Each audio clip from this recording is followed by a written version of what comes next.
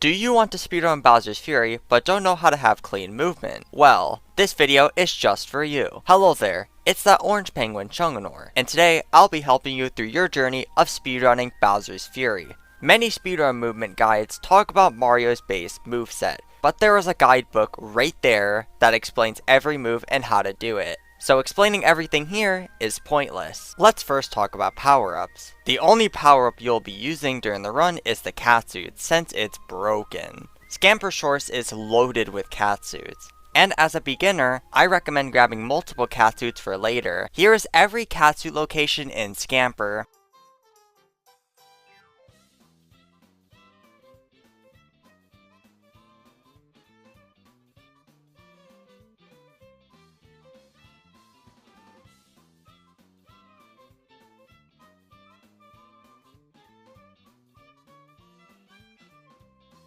The most important kind of movement as Mario is vectoring. If you are in any way familiar with Mario 3D World, you should already know what vectoring is. Vectoring is where you jump left and right at 45-degree angles to slowly gain more speed.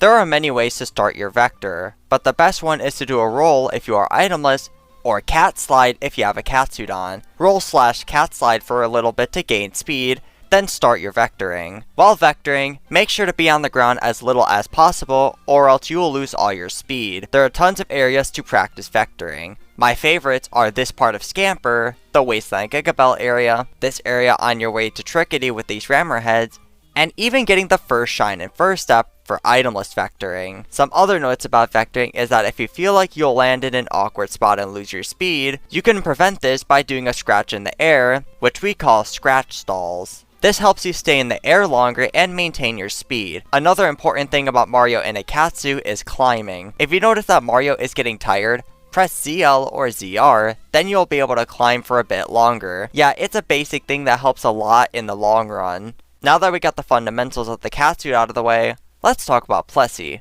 The fastest way to move around with Plessy is a thing called Plessy boosting. This tech is simple to do. You start off by diving. Pause. Around here, press both dive and jump at the same time, preferably X and A or B and Y. There is a timing to this, but it's not a tight timing. The best way to practice Plessy boosting is to do this Plessy ring shine that leads to the lakeside area. If you can Plessy boost, you should have around 6 to 7 in-game seconds left when grabbing the shine. Another thing I should go over is Plessy bouncing. To land a Plessy bounce, do a Plessy boost, rush into the wall during the boost, and hold the jump button when you hit the wall. The best place to practice this strat in is this part of Claw Swipe, since this specific Plessy boost is used in most mainboard categories. Now that we're done with Plessy, let's learn about Bowser Jr. To improve at Bowser's Fury, you need to know how to use Bowser Jr. First off, they're sending Jr. to the cat shards. A common mistake I see others have is that they repeatedly click on the shard until Jr. grabs it. This increases the chances of Jr. getting distracted by something else. Instead, hold your gyro on the shard until Jr. grabs it.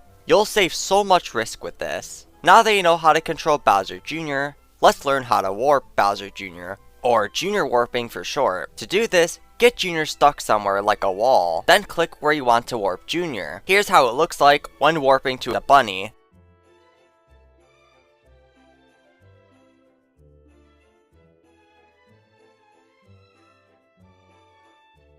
There's one last thing you can do with Bowser Jr. Bounce on his head twice to gain extra height. These are called Jr. bounces. I won't be going over the advanced way to do Jr. bounces since they are not worth it unless if you are speedrunning at a top level. The easiest way to Jr. bounce is to turn your camera down like this, hold Jr. next to Mario, then jump and hold your gyro under Mario. The only shine this has use in is the timer in Mount Magmeow. Small note, Jr. bouncing is very easy with the propeller on, even with a normal camera. Just hold the gyro under Mario and you got it. Speaking of the propeller, that's what we will go over next. There isn't much movement to say about the propeller besides that Jr. bouncing gives you an extra fly boost. And if you are in the air with speed, you can scratch stall once to maintain it for a bit longer. There's also propeller hyperspeed in more advanced routes, which is where you use the ice glitch from Mario 3D World with the propeller on. If you don't know how to do the ice glitch, just crouch on ice repeatedly. Yeah, it's that easy. Alright,